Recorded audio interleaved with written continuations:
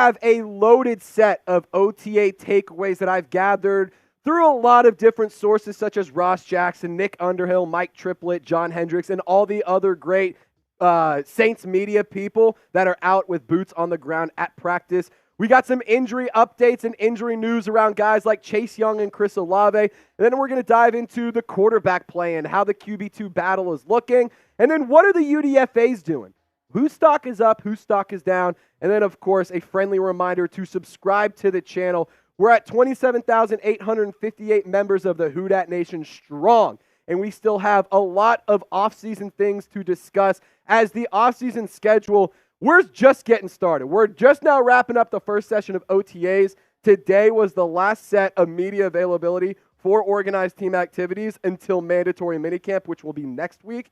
But tomorrow will be the last day of practice. So that's worth noting. Mandatory minicamp starts next week, and then training camp still TBD on that day. But again, subscribe for more coverage, subscribe for updates and news from all of these events, and of course, all in between that as well for coverage around your favorite team.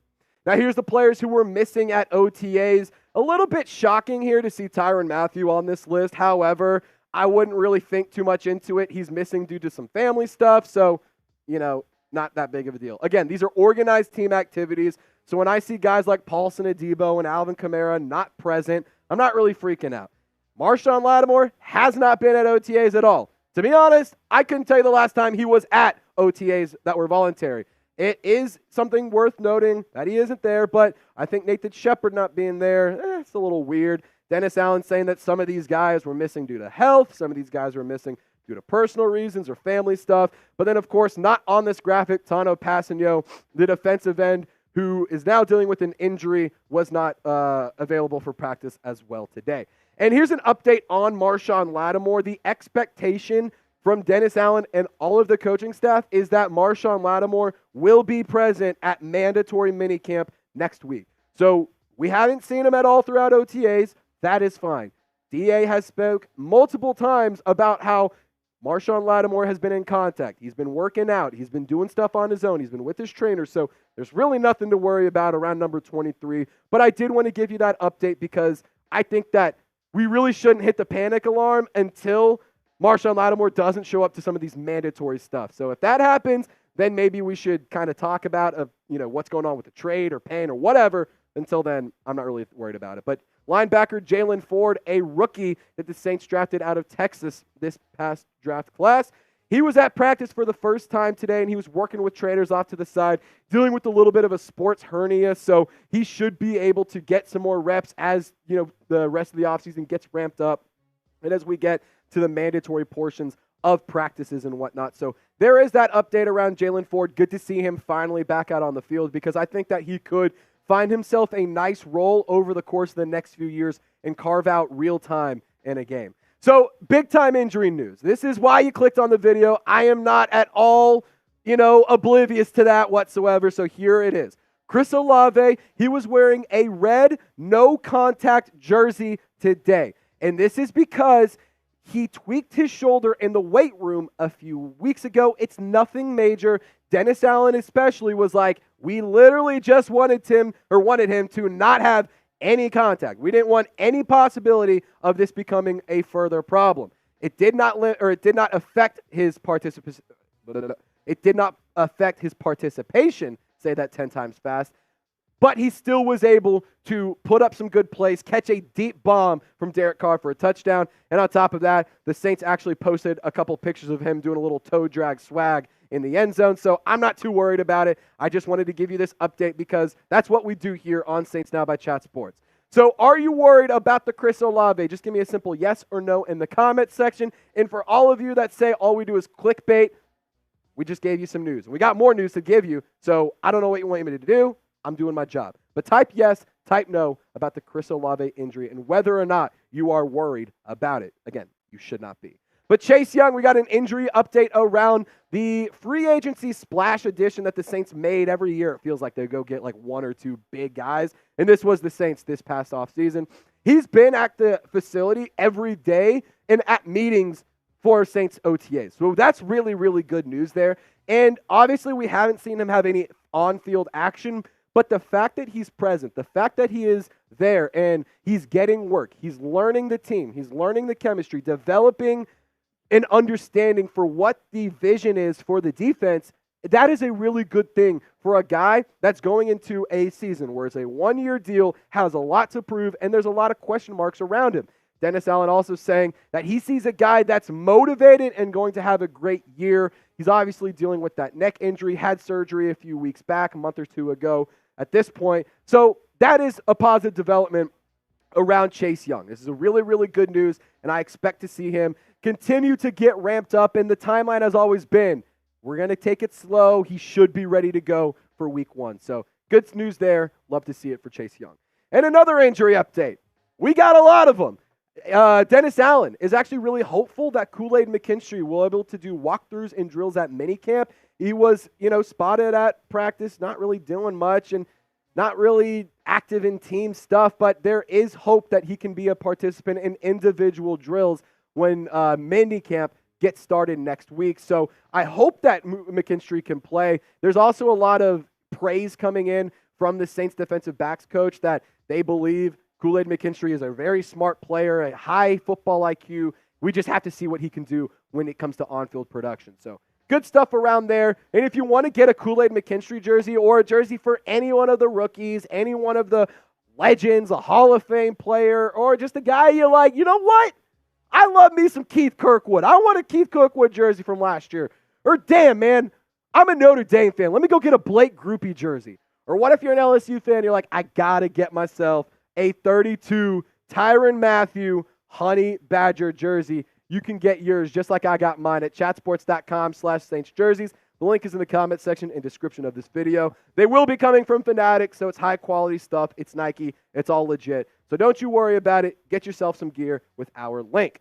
So Derek Carr at OTAs, it is worth noting that he did throw the first interception throughout the OTA process this entire offseason. It came off of a tipped pass. The Mario Davis, fielded the catch and was able to come up with the interception. There was the belief that that play would have been marked down as a sack. Obviously, there's no contact going on, so you can't really tell. You can't really say it is or is not, but Derek Carr is not somebody who's going to maneuver the pocket all that much, so I think that it would have gone down as a sack. But the first touchdown that he threw to was to Chris Oalve on a deep bomb, which absolutely is awesome. And the second to Michael Jacobson, which is really, really interesting to see him get some run with the team. And on top of that, he's developing chemistry with everybody. There's clips and there's videos and pictures of Derek Carr working with A.T. Perry, Derek Carr working with Cedric Wilson, Derek Carr chopping it up with Chris Oalve. All of these guys are getting work with Derek Carr, and that is good news. I want to see my QB1 continue to build relationships, build chemistry, develop that wavelength that you are on the same page with your pass catchers at all times. That's really good stuff for DC4, and I want to continue to see that. He was 4 of 8 on the day. He was 2 of 4 and 7 on sevens. Like I said, 2 touchdowns and an interception. And then on terms of Jake Haener, Spencer Rattler, Dennis Allen actually spoke about this, and he said that he's encouraged by what he's seen out of Spencer Rattler, but there's certainly improvement to be had. And to me, I would say that that's not like a bad thing, but I'm not jumping off the screen and being like, oh my God, Spencer Rattler is the QB2. He's going to take over. It's not at all what I'm taking away. I mean, Jake Haener today, he was 5 of 7. He was 3 of 3 and 7 on sevens, threw for a touchdown. And then Spencer Rattler was 3 on 4 with being 2 of 3 and 7 on sevens with a touchdown as well. And I do think that Rattler has a clear path to be the QB2, because if you go back in time and you remember who drafted Jake Haener, was Pete Carmichael's offense. Now that's not the case anymore. It's Clint Kubiak's offense, and that's who they rolled with in terms of Spencer Rattler. I could see the depth chart shaking out like this, but I also could see Rattler jumping Haener as QB2 depending on how minicamp and how training camp goes down. But I do think it's Jake Haener's job to lose as of right now, and I do believe Nathan Peterman will be the practice squad guy. So sound off for me, Saints fans. What's your one word to describe the Saints quarterback room? I mean, for mine, I got to say, I don't even know. I wouldn't say average, because I think that Spencer Rattler has a high upside. I think Jake Haener could be okay. I don't know. I think Jake Haener could be a good football player if he has to have his name called. But Derek Carr, we know what he is. So I want you to help me out. What's your one word to describe the Saints quarterback room? Now, worth noting, at left guard, the offensive line, there's a lot of movement going going on around that unit. Talise Fuanga working on the left side, Trevor Penning on the right. But Nick Saldiveri, once again, he's been getting reps at the first, or with the first team at the left guard position. I've been saying it this entire offseason. I believe that Nick Saldiveri will be the starting left guard. That it's literally the path was created as soon as the offseason started. They didn't bring back Andrews P. You had James Hurst retire, and I think that this is just telling in terms of you have to go and trust one of your rookie guys that you traded up to go and get that is a versatile, talented player, and I think he could succeed on the inside. So I'm excited to see what Saldiveri has to offer. He's put on some weight, and he's actually gotten a little bit stronger, a little bit quicker as well this offseason. Now, Jamal Williams, it's a player that a lot of Saints fans are pretty split on, to be honest, and I understand it's kind of like a negative idea around him because of the lack of production last year, but like, I'm also not going to sit here and say that he's solely to blame. Pete Carmichael was not good. The offensive line was not good. And I do believe that with a better scheme and better offensive line play, Jamal Williams will be much more successful than just one touchdown on the season. And he even kind of like recognized that in a post-practice press conference in the locker room, saying, I'm just trying to get back to having fun. The Saints media asked him, they were like, what is your thoughts on like what's been going on with the team? Like what are your thoughts on the new offense? His quote exactly, me likey. He's just wanting to get back to having fun. He wants to live present in the moment and enjoy what he's doing right now. And I do think that it's telling when he says that I love the dressing of this offense. He loves what the Saints offense is doing. He loves how the scheme is getting drawn up. I think that this is really, really telling, especially for a guy whose production was down. And I think that he also had an interesting quote saying, the people who smile the biggest are also the ones that are hurting the most. Like, it's pretty interesting. So, like, there was clearly a lot going on with Jamal Williams in terms of mental stuff going on last year.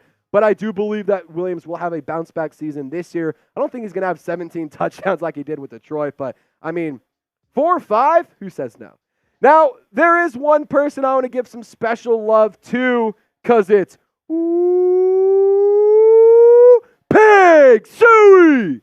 Defensive end Trajan Jeffcoat was all over the place today, and I think that he could carve himself a role on the Saints defense, and especially because he does contribute on special teams as well. He was responsible today for 3 consecutive impact plays, had a couple that were tackles for loss. He was getting work with the second team, which is really impressive, and on top of that, he could be somebody to watch out for to take over and fill in for Tano Passanio. If the Saints don't like what they get from Peyton Turner, or they want to see what Trajan Jeffcoat continues to do and they like what he does, maybe he could be a practice squad guy, or maybe he could be at the low end of the roster. Who knows? But I'm an Arkansas fan, so I'm damn proud of this kid. But I want you to answer this question for me as we wrap up today's show. Which game this season are you most excited about? We're doing Madden Sims for every single game throughout this offseason, so if you want to see how those games go, tune into the channel live on Wednesdays and Fridays. But I want you guys to let me know which game you're most pumped up to watch this year.